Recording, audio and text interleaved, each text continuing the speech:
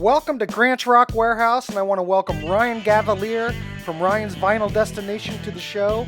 Today we are looking at Cheap Trick's 1988 album, Lap of Luxury. So let's get started right after this. Tom was the best bass player we ever had in the group, and lucky he's back in the band. We always missed his personality, but it wasn't like the band fell completely to pieces or anything like that. But yeah, he was the best one we've had, you know. You can't get better than best. And so it's great that he's back, and his career wasn't doing great, and our career was in limbo, but together, you know, it's like it shows, you know, your strength in numbers, you know, the original four guys, when we were back together, it's like, yeah, this is it, this is the best part.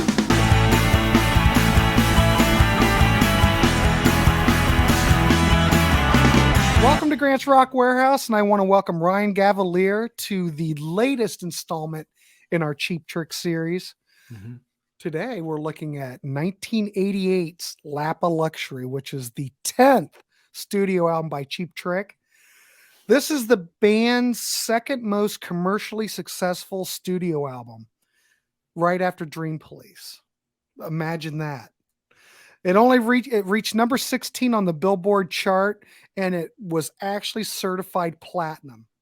It contained the band's only number one hit, The Flame. And it had Don't Be Cruel and Ghost Town were other singles. People consider this a comeback. I mean, John Brandt's gone, Ryan. He's gone. We got Tom Peterson back into the fold. And because of the success of the album we just talked about, The Doctor, Epic insisted that Cheap Trick work with some outside writers. So evidently the story is, I think that they gave Cheap Trick like a list or something, and they picked the ones they wanted to work with.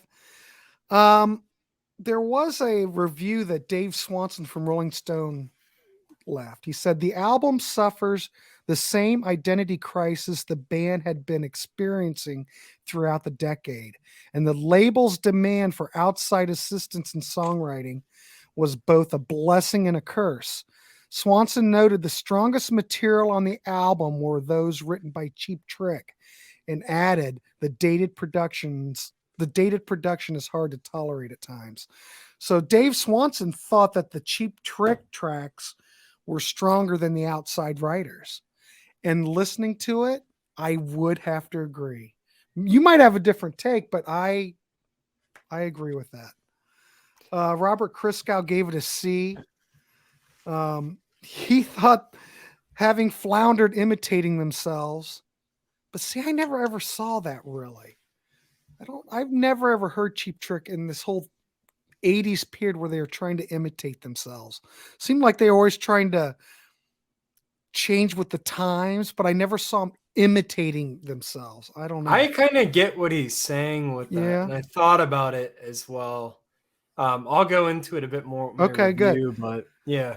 So anyway, having floundered imitating themselves, they come back imitating Journey. Or is it Richard Marx? Or is it Billy Squier? He doesn't know. I'd say it's more Richard Marx than anything. Rolling Stone gave this record 2 stars. That's my little synopsis. Let's throw it over to you. What's your thoughts on this record? And what's your out of 10? Give me your review, and then we'll do an average and throw it out to the people. So I just want to start this review off by saying something. I think that often as we're talking about bands we like, we do criticize them for doing commercial stuff or selling out. But at the end of the day, it is a job. Being a musician, it's how people make their income. So like, I'm not against it entirely, but that doesn't mean I'm going to like it. Right. I have to say though, my favorite song on this album actually is The Flame. I think it's a well-written pop song. I think it's catchy as all hell. It's emotional. It's good live. Robin gives a great vocal performance. I mean, the production's dated on it, but it's such a well-written song. It's right. I put it right in that area of like your little Total Eclipses of the Heart and stuff. Like it's kind of in that same little family of songs that I love. They're dated as hell, but I still love. So I do like that song a lot. So I like the thing that made this album a bestseller, because I don't think anything else on this could sell worth a shit. Because this album is boring as hell. It is so boring. Like, other than The Flame, if I'm completely honest, there's not really anything else. Completely honest. There's nothing else I really enjoy. There's things where I'm like, this is decent. I'm like, it's well written, but I'm like bored the whole time. I think part of it is the production's extremely, when it's not sounding dated and shitty, it just sounds really bland and lifeless. And I don't know, like, and then the songwriting's not better. And I think having outside songwriters probably didn't help that. No. At all, because, well, it did help with The Flame, because Cheap Trick had nothing to do with that. But in terms of what Chris Cow said, Cheap Trick trying to sound like Cheap Trick, which I do think they try, these outside songwriters didn't know what the hell they were doing, because it just sounds like the most vanilla, bland, are we rockabilly or are we Cheap Trick kind of shit. And it's like, this album blows. Like, that cover of Don't Be Cruel is one of the worst things I've ever heard in my entire life. That doesn't bother me so much, because at least we've got some heavy Rick Nielsen guitar, and Rick Nielsen, for God's sake, sounds like Rick Nielsen on it. And I could see them actually playing that live, and just, if it was, like, ain't that a shame? It's kind of like, it would fit like that if you want to do like some kind of medley. I don't mind it, but it doesn't fit with anything else on the record. I think the production on that is god awful. It's that bright 80s shit on an Elvis song. And it's stupid. I mean, I don't really want to hear Robin doing an Elvis impersonation. Like, do a Robin Zander voice. Like, it just bugs me. And I feel like there was points of the album where I'm like, oh God, this kind of sounds a little rockabilly. I'm like, I hope they don't do an Elvis cover. And then Don't Be Cruel. And they do one. And I was like, no. But back in the day when this came out, it didn't bother me so much. But, I thought this album was, I could tolerate it back in the day, but now I can't tolerate it at all. Just the way I will name off a few songs that I think are decent on this album. I think Let Go, the intro, is pretty good. Like, it's not, I don't enjoy it very much, but it's a solid pop rock song, I guess. It's competent at least. And Rick did right on it. Yeah. I thought that Wrong Side of Love was okay. Also, Rick wrote on that one. So I'm seeing a trend here, because it looks like maybe the Cheap Trick songs are the good ones on this album. But yeah, I think that one's okay. I thought Ghost Town has kind of a charming quality to it.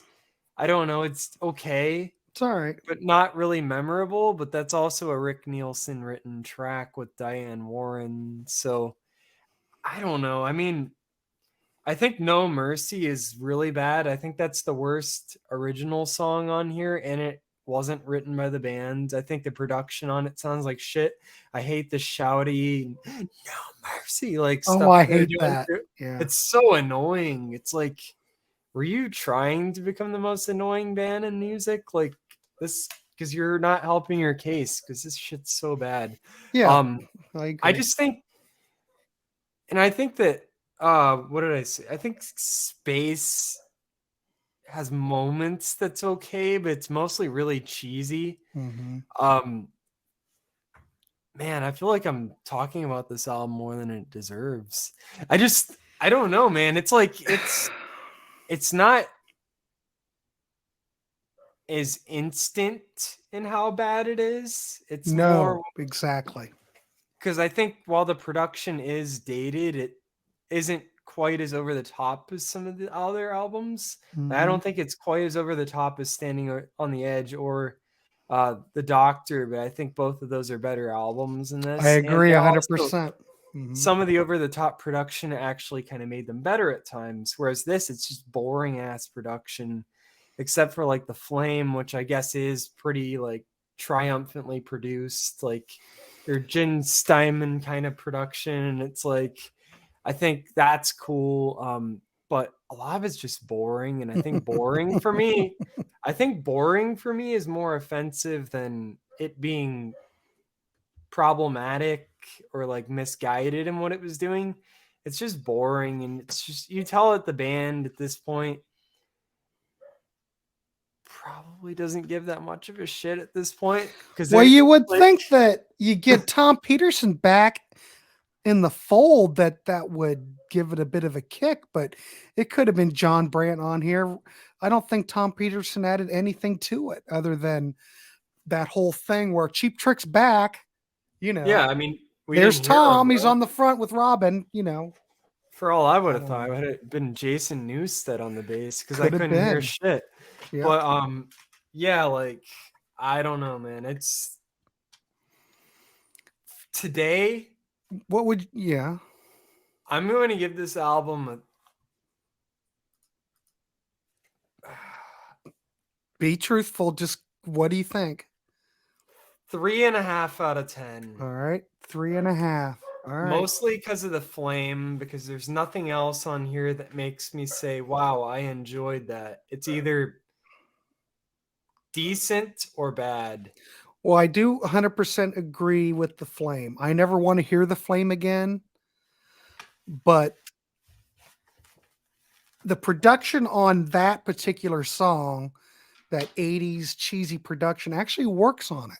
It does. It really does. I can't explain why, but it does work. Mm-hmm. So that is definitely one of the best tracks. The other track that I think is really good, well, I don't know if it's really good, but I would say it's a record that if it had the proper production and you redid the background vocals and you could put it on like All Shook Up or maybe Dream. I think it might have fit better on All Shook Up. Is Never Had a Lot to Lose, which is a Robin Zander, Tom Peterson song. I think it's a great song somewhere if you could strip down the production. That one's not bad. No. I thought that one was decent. And I do, like I said, I do like Don't Be Cruel, but it's a novelty song, you know, like Ain't That a Shame, but nowhere near as good. Yeah, Ain't That a Shame was really good. There is one song, I don't know if you know the story about this one, but the track All We Need Is a Dream was written by Rick Nielsen, Robin Zander, and Greg Giuffria. Do you know the story behind that at all? No. Where did Greg Giuffria come from? I mean, I like Greg's work, don't get me wrong, but it just seems like we have a Greg Giuffria songwriting credit. That I just wonder what the story is. I don't really know. I think Ghost Town's a decent Rick Nielsen, Diane Warren song, but it's catchy. I could see why it was plucked first single, but I don't want to ever hear it again. Yeah. In fact, I really don't want to hear anything off of this record. I could stand to listen to The Doctor again and not throw up. But this album, there's not much here to keep my interest. I mean, Let Go, I guess, is okay. There's 3 songs on here that I don't mind. The rest of it I could do without. To be quite honest, it's not very memorable. It's almost like they're going through the motions. Because think about it. If Epic's coming on to you going, oh my God, we've got to have outside writers. We've got to have a hit. Blah, blah, blah, blah, blah. Think of the pressure you'd be under. Mm-hmm. And I don't know. If I was in the band, I of course I want to make a living, but I wouldn't be all inspired either, you know? I mean, of all the Cheap Trick songs on here, none of them really. I mean, where's the Rick Nielsen songwriting on here? I don't see it. I mean, you've got Robin Zander and Tom Peterson writing songs. Honestly, I think all that needs to be said is that if the best song in your album sounds like it wouldn't have even been Cheap Trick, then there might be a problem with it being a Cheap Tricks. I mean, I like, think that sums it up, Ryan. I think yeah. that just summed it up. You gave it a 3.5. I mean, like I said, I never want to hear really any of it. This might be a bit harsh, but I would give it a 2 out of 10. I just think it's absolutely, this is not my Cheap Trick. This is Yeah. not my Cheap Trick. The Doctor's No. more my Cheap Trick, and that's not my Cheap Trick either. So if we average our scores together, we're giving this a 2.75 out of 10. It's pretty harsh, but I think it's fair. I want to like this album more than I do because I don't want to just dislike the album that was their big one.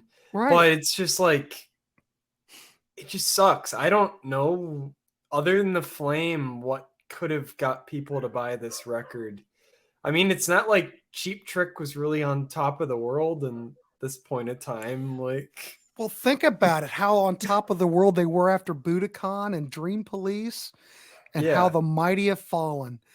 But it was that era. Don't forget, this is the era where Heart, the record company, got involved, you know? Outside Riders, it's the same thing. Aerosmith, another example, which we covered on your channel. But Aerosmith is the perfect example on how to handle it. Oh, definitely. I think Aerosmith did a great job. Right. And those albums, I mean, yeah, outside songwriters or not, those were still really good songs. As we look at, those albums stand up. But this shit, it's nothing. No. It's literally a waste of, literally a waste of 41 minutes and 55 seconds. You'll say, oh, wow, I enjoyed 3 minutes of that. All right. And I love Cheap Trick. I don't love this Cheap Trick. And even though they could play these songs live and probably would be great. It'd probably be better as a live album if they could just play them live. But I don't care. I think Richie Zito was like the plague. I just can't stand him. Honestly, he ruined them pretty much. Honestly, yes. The production is not even my biggest issue with this album, though. It's the songwriting. Mm-hmm. I think that if they would have actually had songs, I might be a little higher. But I just don't think there's even really that many songs here. Well, there you go. I think that pretty much sums it up. Ryan and I combined, he gave it a 3.5. I give it a 2. Combined, it's a 2.75. I don't have anything more to add on it. I'll never have to listen to this record again. But I do appreciate when we do these series that we do go through the records again. And if you haven't listened to some of these records in years, you might get a different opinion. I always thought the Doctor was just the worst of the worst. Well, kids, so far I think this might be. But we're not at the end of the catalog yet, so we'll see. We could be surprised. So there will be more. So I want to thank Ryan Gavalier for coming on tonight and talking in our Cheap Trick series. Please like, subscribe, check out Ryan's channel, Ryan's Vinyl Destination. The link's down below. What can we say? 2.75. Yep. Anyway, thanks everybody for tuning in, and please leave a comment, and we'll see you on the next one.